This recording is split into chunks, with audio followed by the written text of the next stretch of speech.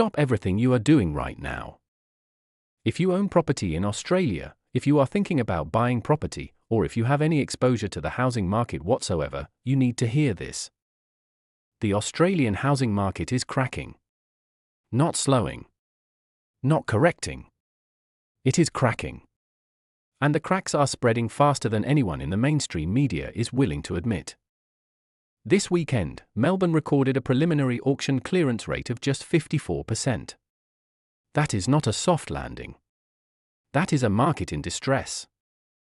Sydney saw the highest number of withdrawn auctions in over 2 years. Vendors are pulling their properties because they know they can feel it. Buyers have disappeared. And here is the part that should terrify you: this is happening before unemployment has risen. This is happening before the wave of fixed-rate mortgage resets has fully worked through. This is happening while we still have record immigration. What happens when those dominoes start to fall? In this video, I am going to show you the data that the property bulls are desperately trying to hide. We are going to look at the investor exodus that is flooding the market with distressed listings. We are going to examine the savings cliff that is pushing households to breaking point. And I am going to tell you exactly what I think happens next. This is not fear-mongering. This is pattern recognition. And the patterns are screaming danger. Let me show you exactly where the market is breaking down. Open up the CoreLogic Daily Home Value Index. This is the most accurate, real-time measure of property prices in Australia. And what it shows is deeply concerning. Melbourne is now negative on a quarterly basis. Not just flat negative. Prices are falling in real time, and the rate of decline is accelerating. We are seeing 0.3% to 0.4% drops week over week in some suburbs. That does not sound like much until you annualize it. That is potentially 15% to 20% declines on an annual basis if the trend continues. Hobart has been negative for months. This was the pandemic darling, the city that saw 40% growth in 2 years. It is now giving all of that back and then some. Properties that sold for $800,000 in 2022 are now struggling to find buyers at $650,000. Canberra is weakening. The public service job cuts are just beginning, and already we are seeing the impact. Days on market are blowing out. Vendor discounts are increasing. Sydney is barely holding on. The headline number shows marginal growth, but dig beneath the surface and you see a fractured market. The eastern suburbs and North Shore are propped up by cash buyers and downsizers. But Western Sydney? The mortgage belt? It is bleeding. The only markets still showing growth are Perth, Brisbane, and Adelaide. And even there, the momentum is fading fast. Perth went from 2% monthly growth to 1.2%. Brisbane has stalled in many suburbs. Adelaide is running on fumes. This is not a healthy market taking a breather. This is a market that is rolling over. Now let me tell you why this is happening. And it starts with one word: investors. For 3 decades, mum and dad investors were the backbone of the Australian rental market. They bought investment properties, accepted negative gearing losses, and banked on capital growth to make them wealthy in retirement. That model is now broken. In Victoria, the state government has waged an all-out war on property investors. The land tax increases have been devastating. We are talking about investors who were paying $2,000 a year in land tax suddenly receiving bills for $8,000 or $10,000. On top of that, you have council rates up 10%, insurance premiums up 25%, and mortgage rates that have more than doubled. Do the math.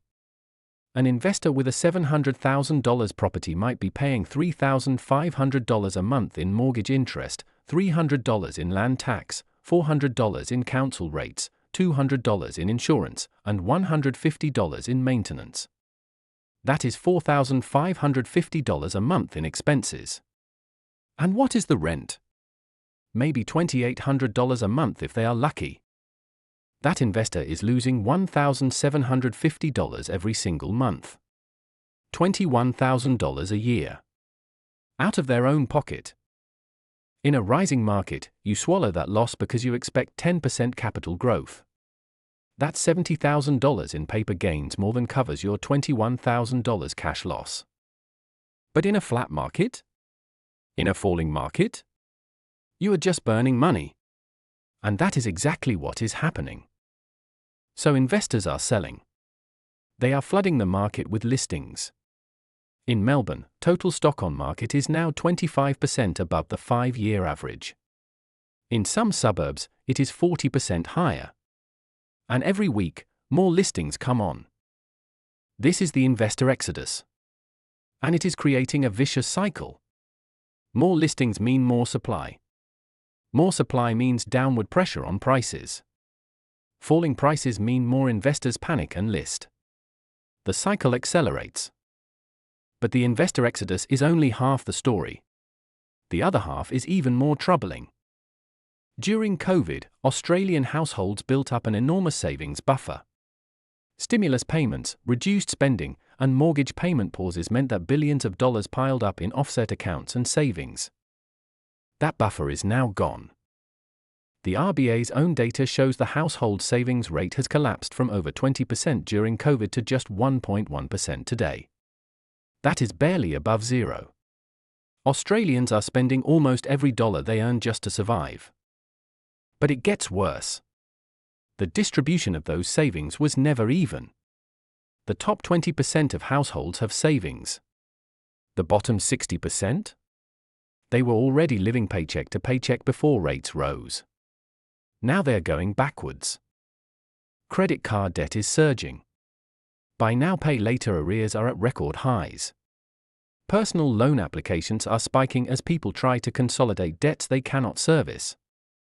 This is the savings cliff. For 18 months, Australian households survived 13 rate hikes by drawing down their COVID buffers. But the buffer is empty now. There is nothing left to draw on. And here is the critical point: the RBA has not cut rates. Inflation is still sticky. Services inflation is running at 4.5%. The RBA has made it crystal clear that they will not cut rates until inflation is under control, even if it means pushing the economy into recession. So we have households with no savings, record debt levels, and no relief in sight. What do you think happens next? If you want to see where this crisis is heading, look at Melbourne. It is ground zero for the Australian property correction. Melbourne property prices in real terms adjusted for inflation are now lower than they were 5 years ago. Think about that. If you bought a property in Melbourne in 2019, you have made zero real return. In fact, after transaction costs, you have lost money. The outer suburbs are being decimated. Wyndham Vale, Clyde North, Cranbourne, these suburbs were sold to young families on the promise of affordable housing and future growth. Instead, those families are now trapped in properties worth less than they paid, with mortgages they can barely afford. Mortgage stress in these postcodes is running at 2 to 3 times the national average. I am seeing data that suggests 30% to 40% of households in some of these suburbs are in financial distress. That means they are spending more than 30% of their gross income on mortgage payments alone.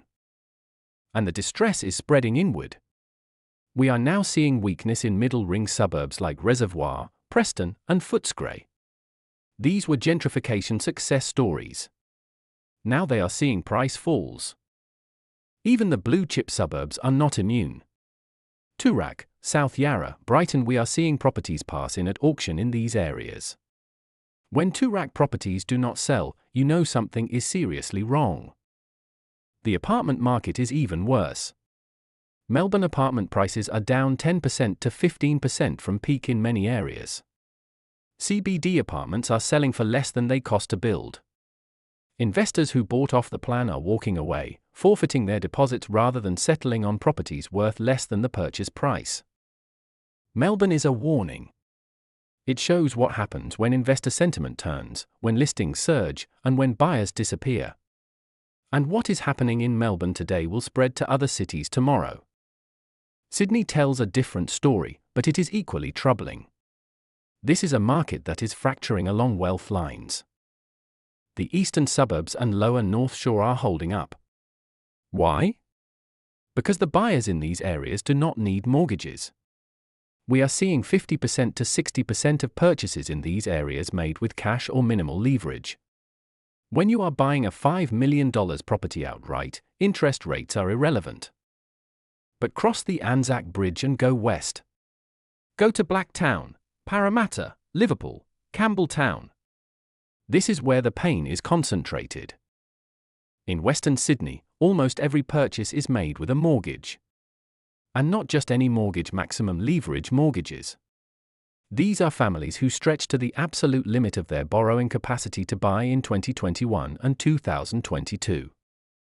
What was their borrowing capacity then? A family earning $180,000 combined could borrow $1.3 million at 2% rates. What is their borrowing capacity now? That same family can borrow $900,000 at 6% rates. That is a $400,000 collapse in purchasing power. And it means that properties which sold for $1.2 million in 2022 can only realistically sell for $850,000 to $900,000 today, because that is all buyers can borrow. We are seeing this play out in real time. Properties listed at $1.1 million sitting for months. Then price drops to $999,000. Then $950,000. Then finally selling at $880,000. The vendors who need to sell are discovering the brutal truth: the market they bought in no longer exists. Now, the property bulls will tell you, just wait for rate cuts. Everything will be fine once the RBA cuts rates. Let me explain why this is delusional thinking. First, rate cuts are not coming anytime soon. The market was pricing in rate cuts for early 2024. Then mid-2024. Then late 2024. Now we are looking at mid-2025 at the earliest. And that timeline keeps getting pushed out. Why? Because inflation is proving incredibly sticky. The latest CPI print showed headline inflation at 3.8%. But more importantly, services inflation, which is what the RBA really cares about, is stuck at 4.5%. That is nowhere near the 2% to 3% target band. The RBA governor has been crystal clear: they will not cut rates until inflation is sustainably within the target band. They have explicitly stated they are willing to sacrifice employment to achieve this goal. Second, even when rate cuts do come, they will not be enough to save the market. Think about it. We had 13 rate hikes totaling 4.25 percentage points. Do you think 2 or 3 rate cuts totaling 0.5% to 0.75% is going to reverse all that damage? The math does not work. Borrowing capacity has been crushed. Consumer confidence has been shattered. And the household sector is drowning in debt. A 0.25% rate cut might add $20,000 to borrowing capacity. That is not going to restore a market that has lost $200,000 to $400,000 in effective purchasing power. The rate cut cavalry is not coming. And even if it does, it will arrive too late and with too few horses. And here is what really keeps me up at night. Everything I have described so far assumes the global economy holds together. But the global risks are mounting. China is in serious trouble. Their property market has collapsed. Developers like Evergrande and Country Garden are in default. Youth unemployment hit 21% before they stopped publishing the data. Consumer confidence has evaporated. Why does this matter for Australia? China buys our iron ore. China buys our coal. China sends us students and tourists. If China's economy tips into a hard landing, Australia's terms of trade collapse, our mining sector sheds jobs, and our services exports dry up. The United States is not in great shape either. The yield curve has been inverted for over a year, the longest inversion in history. Every previous inversion of this duration has preceded a recession. Credit card delinquencies are spiking. Commercial real estate is imploding. And then there is geopolitical risk. Conflicts in Ukraine and the Middle East. Tensions over Taiwan. Supply chain vulnerabilities. Australia is not an island economically. We are deeply integrated into the global system. If the world catches a cold, we get pneumonia. The property market is priced for perfection for continued growth, stable employment, and a benign global environment. What happens if any of those assumptions break? There is one variable that matters more than any other. One trigger that turns a housing correction into a housing crash. And that trigger is unemployment. Right now, unemployment is at 4.1%.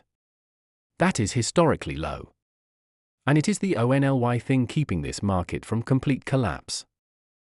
People will do anything to keep their homes. They will work 2 jobs. They will drive Uber on weekends. They will drain their superannuation. They will borrow from family. As long as they have income, they will find a way to make payments. But what happens when they lose that income? The RBA's own modeling suggests unemployment could rise to 4.5% to 5% over the next 12 months as the lagged effects of rate hikes work through the economy. Some private economists are predicting higher 5.5% or even 6%. Every 1% increase in unemployment represents roughly 140,000 lost jobs. Those are 140,000 households that suddenly cannot make their mortgage payments. Those are 140,000 potential forced sales. And forced sales are different from normal sales. A forced seller cannot wait for the right buyer. They cannot hold out for their asking price. They must sell now, at whatever price the market will bear. When forced sales hit the market, they set new comparable prices. Those new comparables drag down the value of every property in the area, which pushes more marginal borrowers into negative equity, which creates more forced sales. This is how housing corrections become housing crashes. Not gradually, but suddenly. The market can absorb 1 or 2 distressed sales. It cannot absorb a wave. So what do you do with this information?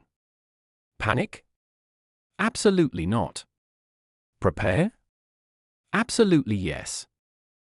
If you are a homeowner with a mortgage, the single most important thing you can do right now is build your buffer. Pay down your offset account. Reduce discretionary spending. Get your household runway to at least 6 months of expenses. 12 months if you can manage it. If you lose your job, that buffer buys you time. Time to find new employment. Time to sell on your terms rather than being forced into a distressed sale. If you are an investor, take a hard look at your portfolio. Calculate your true cash position on every property. If you are bleeding $1,000 or $2,000 a month on a property that is going nowhere, ask yourself, is this the best use of my capital? Selling now, even at a loss, might be smarter than holding and bleeding for another 2 or 3 years while prices fall further. Sometimes the best trade is the one that stops the losses. If you are thinking about buying, you are actually in the best position of anyone. You have optionality. You can wait. You can watch. You can let the desperate sellers come to you. Do not buy anything in the next 6 to 12 months unless it is an absolute screaming bargain.